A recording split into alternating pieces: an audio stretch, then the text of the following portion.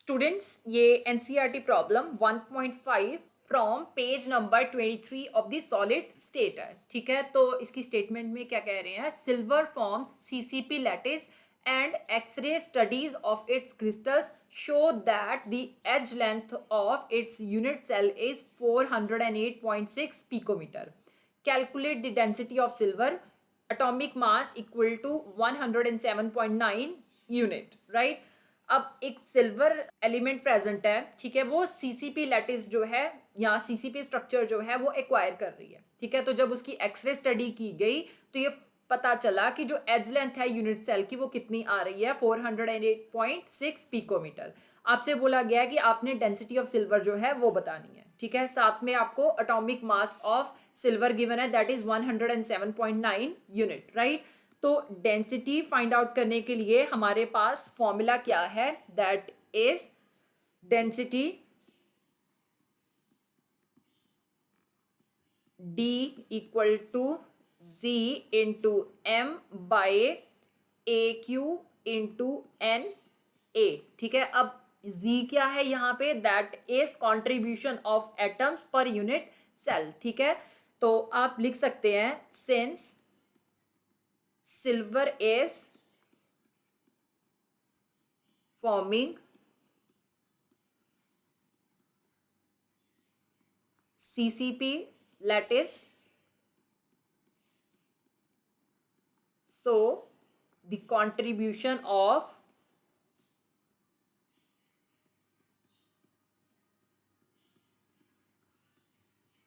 silver atoms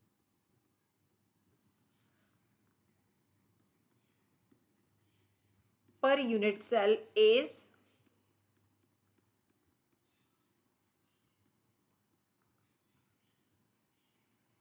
4। ठीक है, तो Z की वैल्यू कितनी आ जाएगी? 4 आ जाएगी, राइट। अब ये Z की वैल्यू 4 कैसे आई है? अब मुझे पता है कि CCP अरेंजमेंट कैसा होता है। अगर मैं एक यूनिट सेल जो है ड्रॉ करके देखूं,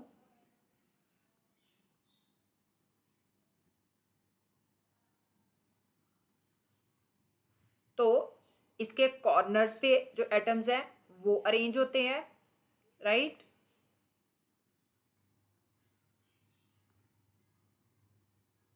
और जो फेसेस हैं उनमें एटम्स अरेंज होते हैं, राइट। तो अब जो कॉर्नर्स पे एटम्स हैं, ऑब्वियसली एक एटम जो है, अगर मैं क्रिस्टल लैटिस की बात करती हूँ तो एक यूनिट सेल के लिए कंट्रीब्यूशन कितना शो करता है? 1/8। ठीक है, टोटल नंबर ऑफ एटम्स कितने हैं? 8 है।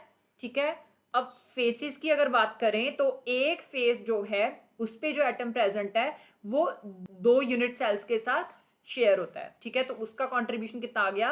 Half, right. So half, total कितने प्रेजेंट है हमारे पास? 6 एटम प्रेजेंट है, राइट। सो ये आपने कैंसिल कर दिया। ठीक है, ये 1 आ गया, यहाँ पे 3 आ गया। सो 1 + 3 इक्वल टू 4 बन गया। तो Z की वैल्यू कितनी आ गई? 4 आ गई, राइट। अब हमारे पास एटॉमिक मास M गिवन है, M इज 107.9 यूनिट, राइट। ए की वैल्यू, एज लेंथ जो है वो आपके पास गिवन है, दैट इज 408.6 पिकोमीटर, राइट। अब ये जो है, अगर मैं इसकी बात करूं यूनिट की, तो इसको हम 107.9 ग्राम के इक्वल भी कह सकते हैं। ठीक है, कि आप कह सकते हो मोलर मास ऑफ सिल्वर जो है वो कितना आएगा? That will be 107.9 gram per मोल। ठीक है, हमने डेंसिटी फाइंड आउट करनी है। ठीक है, तो डेंसिटी फाइंड आउट करने के लिए हमें ये जो पिकोमीटर है इसको मीटर में कन्वर्ट करना होगा, राइट। तो I know that 1 picometre equal to 10⁻⁻12 metre के इक्वल आता है। ओके, सो अपने मीटर में कन्वर्ट कर लिया। आप चाहो तो ए क्यूब की वैल्यू यहीं पे फाइंड आउट कर सकते हो, 408.6 इंटू 10⁻⁻12। ठीक है, मीटर का जब आपने क्यूब किया तो you get your answer 6.82 into 10⁻7। 408.6 का क्यूब किया तो your answer is 6.82 into 10⁻7, right. So 10⁻⁻12, जब भी उसकी पावर आती है तो डेफिनेटली ये दोनों आपस में मल्टीप्लाई हो जाएंगे, so it will be into 10⁻⁻36 आ गया। मीटर क्यूब साथ में यूनिट आ गए, ठीक है। सो ये दोनों पावर मल्टीप्लीकेशन में है तो ये ऐड हो जाएंगी, लेकिन साइन डिफरेंट होने की वजह से ये सब्ट्रैक्ट हो रही है, ठीक है। So -36 plus 7, that will be 6.82 into 10⁻⁻29 metre cube आ गया, राइट। एवोगैड्रो नंबर Na की बात करें तो that is equal to 6.022 into 10⁻23 atoms per mole आते हैं, मतलब एक मोल में हमारे पास इतने नंबर ऑफ एटम्स प्रेजेंट है। अब सबकी आप वैल्यूज पुट कर सकते हो। So D equal to Z, that is 4 into M, that is 107.9 gram per mole, right, divided by A cube, that is 6.82 into 10⁻⁻29 metre cube आ गया, ठीक है। Avogadro number 6.022 into 10⁻23 atoms per मोल आ गया, right. अब पर मोल के साथ पर मोल कैंसिल हो गया, ओके।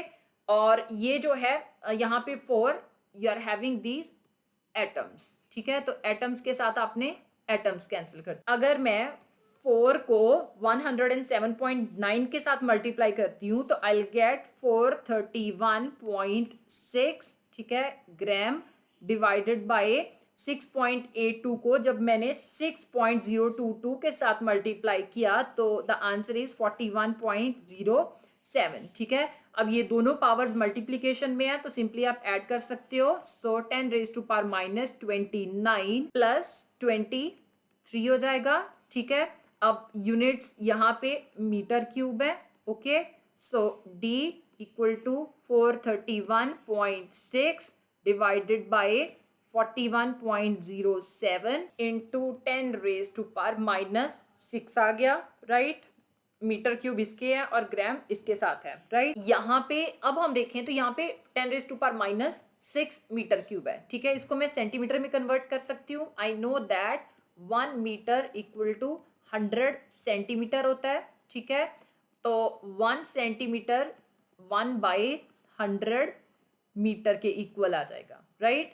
तो अगर हम देखें तो ये 1/100 का मतलब क्या है, 10⁻⁻2 मीटर, ठीक है।